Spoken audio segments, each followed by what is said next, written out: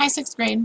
This video is explaining to you how to kind of get started with your argumentative essay for your bubble essay. Now, you have focused on argumentative writing with Mrs. Doxey. We are doing the same exact thing now in science. You're going to get 2 grades from me. And I'm just going to go ahead and pull those up right now. That way we can take a look at that in case you forget to later on. So,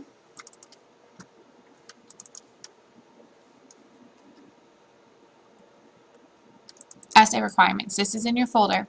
You can pull this up at any time. Now that you've learned about the 3 main states of matter, what state of matter do you think a bubble is? Your requirements. You're going to have an introductory paragraph. Now, the body of your essay, I didn't say how many paragraphs you need to have exactly, but you should have 3 to 4. You're going to include 2 reasons why you think what you do with specific evidence learned throughout the section. So 2 of the paragraphs are going to be reasons supporting your thesis or what you think a bubble is. You can have a 3rd paragraph if you need to expand, or maybe you have 3 reasons to back up your thesis. Then you need to address 1 possible counterargument. So that's going to be an additional paragraph. We'll talk about what a counterargument is here in a second. And then finally, you need to have a conclusion paragraph. So this essay is going to be 5 to 6 paragraphs long. You are going to get different scores here. You have a science content rubric, and this score is going to be tripled. So I'm looking at your science vocabulary. Are you using science vocabulary? And when you do, are all of those terms used correctly? And then your science content.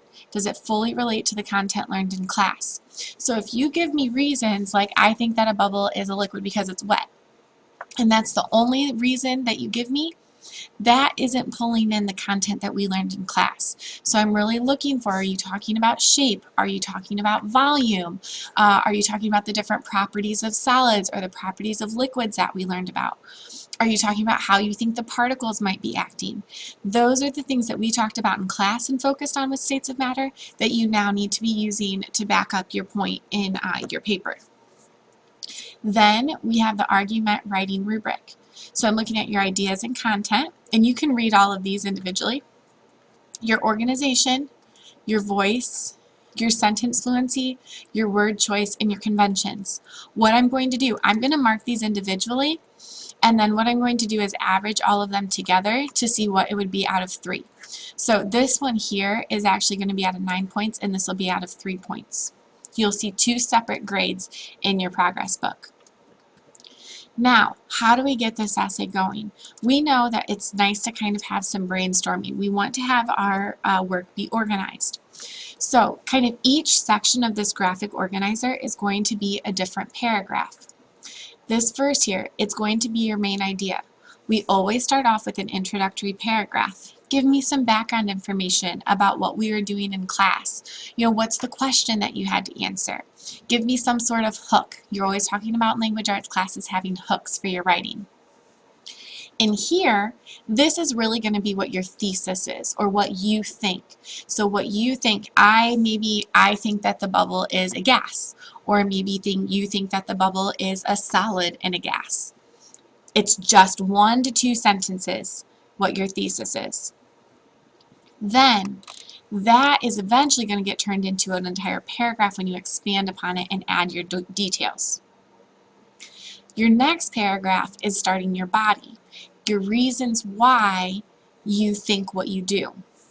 And we always need to have evidence to back up your reasons. So I would put my reason here and then evidence to back it up. Maybe you made this observation when you were working with bubbles, or you learned in class that this has to be true about liquids, and so you're going to put that fact. So you put your reason and then some evidence that'll back it up. That would be 1 paragraph. Now, you're not writing the entire paragraph now. These are just kind of like the main points that you definitely want to make sure that you include. And then you'll kind of add details and supporting details when you go to write your paper. Right here is the main idea and details in your evidence for paragraph 2 of your body. There is a third one. Some people have needed the third reason. Other people's haven't used this. It's up to you. The last paragraph of your body has to be the counter argument. You talked about counter arguments at the beginning of the year with Mrs. Doxey when you wrote one of your argumentative papers.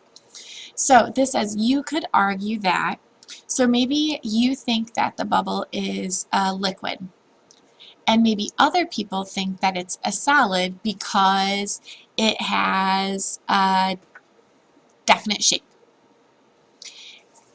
I would put the argument is that it's a solid because it has a definite shape. And then you're going to say, but here's the weakness. Here's why this can't be the right answer. This is why it can't be a solid. And then the last paragraph that you have, when you weigh all the evidence, you can conclude that, and you're going to tell me, you know, this is my conclusion that I've come to. It's kind of restating your thesis. You're restating your points. In a conclusion paragraph, you never introduce any new ideas. So this would be main idea for paragraph 1, your introductory.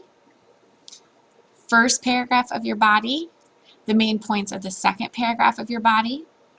If you need more space or more room to write, this would be the information for your third paragraph of your supporting evidence of your body. This would be the last paragraph in the body of your essay, and that's all about what other people might think and why they are wrong. And then the last paragraph of your essay is your conclusion paragraph, where you restate what you think and there's no new information given. So hopefully this will start you out. Remember, I'm grading on the science content and how you relate it to what you learned in class. So make sure you're going back and thinking about everything that you've learned in the past 2 weeks. You are not allowed to use notes on this. If you have any questions, please see me.